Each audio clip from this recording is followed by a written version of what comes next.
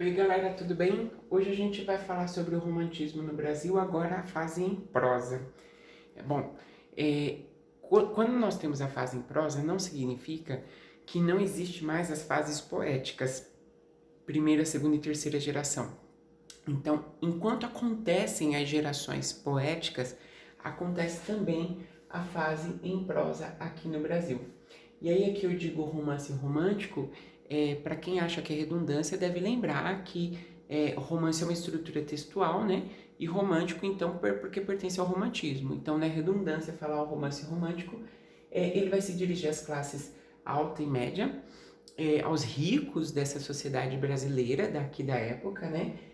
As mulheres são um público ávido aqui de leitura. E o que vai acontecer? Por que só essas pessoas vão ler? A resposta é muito simples, porque eles sabem ler.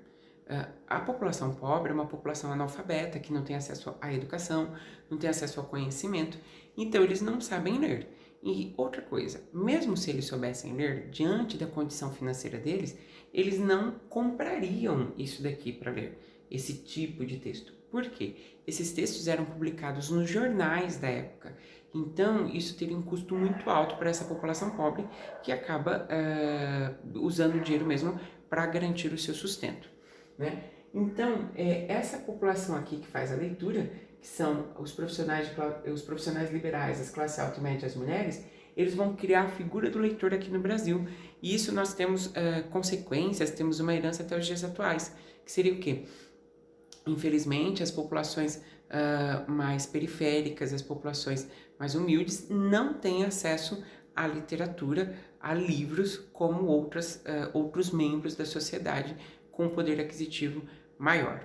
Bom, quem vai começar isso daqui pra gente é o Joaquim Manuel de Macedo, com o livro A Moreninha, e aí nós temos o início da prosa aqui no Brasil. Cuidado, não é o início do romantismo. Quem fez o início do romantismo foi o Gonçalves de Magalhães, Suspiros Poéticos e Saudades. O que eu quero dizer é que nós temos o primeiro livro escrito em prosa aqui no Brasil. Aí depois a gente fala um pouquinho mais do Joaquim Manuel de Macedo.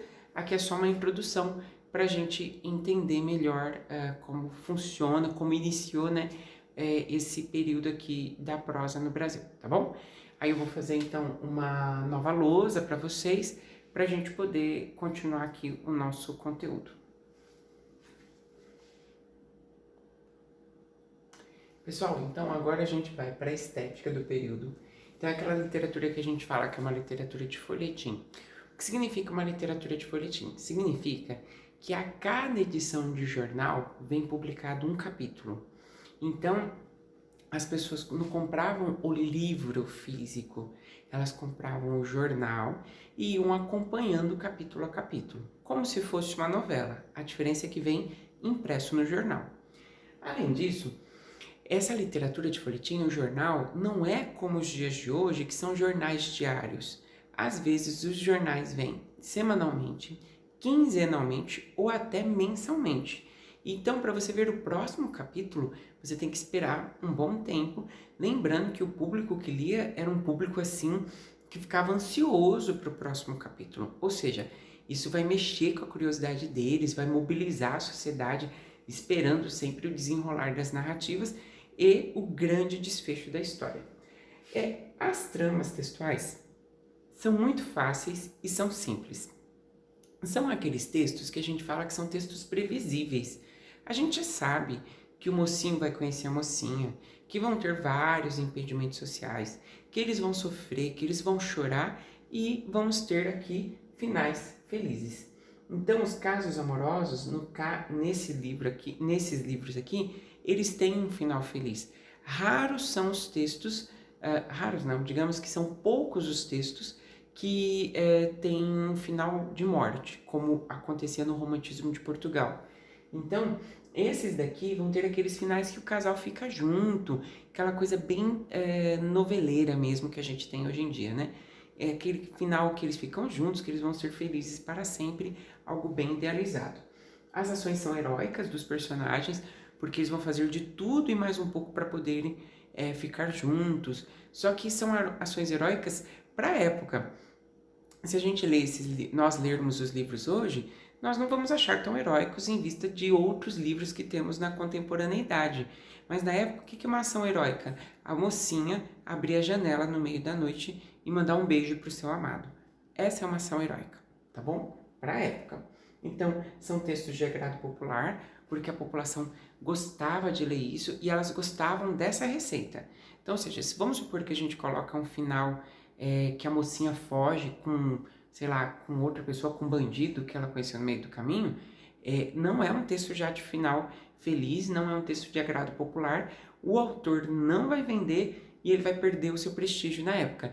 Então ele acaba sendo obrigado a repetir a receita de final feliz, tá bom? Os textos, além da estética, eles são divididos em temáticas.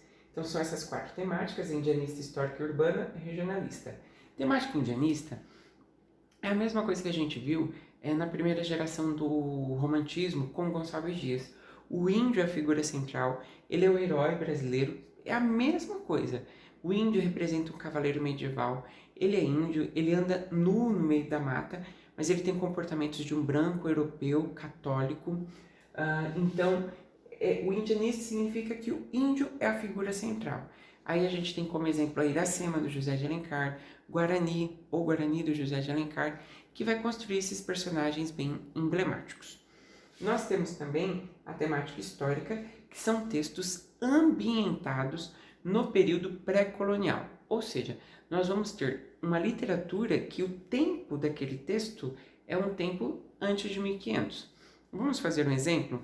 Nós não temos hoje em dia novelas que são novelas de época. Você está assistindo aqui no ano de 2020, mas a novela que você está assistindo, ela se passava em 1920. Então, você assiste uma novela de época.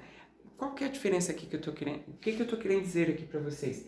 É que a temática histórica, eles estavam lendo aqui depois de 1836, mas o livro era ambientado em 1500 ou antes de 1500. Onde também quero chegar é que um livro pode ser indianista e histórico ao mesmo tempo e vice-versa. Ou seja, as histórias são ambientadas em 1500 para trás e o personagem principal é o índio. Então, aí nós vamos ter indianista e histórico ao mesmo tempo, tá bom? Bom, prosseguindo a temática urbana, os textos se passam na capital carioca. Tem que ser obrigatório isso, tem que se passar na capital carioca.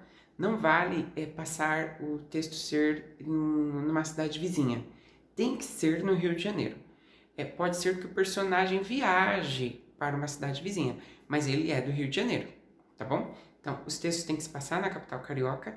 Além disso, os personagens são ricos e membros da burguesia carioca da época, tá bom? Obrigatório. Regionalista, os textos se passam nos interiores do Brasil. Então pode ser qualquer lugar, menos a capital do Rio de Janeiro. Por exemplo, a maior parte dos textos se passam no estado de Goiás, no estado de Minas Gerais, e aqui a gente tem também a representação do estado do Mato Grosso, que não é Mato Grosso do Sul ainda, que é onde nós temos o livro Inocência, tá bom? O livro, quando regionalista, nunca pode ser urbano e vice-versa. Não é como as outras duas temáticas. A temática urbana e a temática regionalista não se misturam e também não tem essa possibilidade. Porque se o livro se passa na capital carioca, não tem como ele se passar lá em Goiás. Ah, professor, mas o senhor disse que ele pode viajar. Gente, na época, você sair do Rio de Janeiro e viajar, a gente precisaria de um livro só na narrativa da viagem. Então, nós não temos esses livros. O máximo que a gente tem é que o personagem foi ali para um sítio perto da capital carioca, tá bom? Mas nada mais além disso. E os textos regionalistas são bem ambientados no interior, os personagens não saem do interior para ir para o Rio de Janeiro, tá bom? Bom, eu espero que vocês tenham entendido até aqui. Foi a introdução do romantismo no Brasil. E depois eu tenho outro vídeo que a gente faz os autores desse período, que tem uns bons nomes aqui para vocês entenderem, tá bom? Gente, é isso daqui por hoje. Um grande abraço e até a próxima.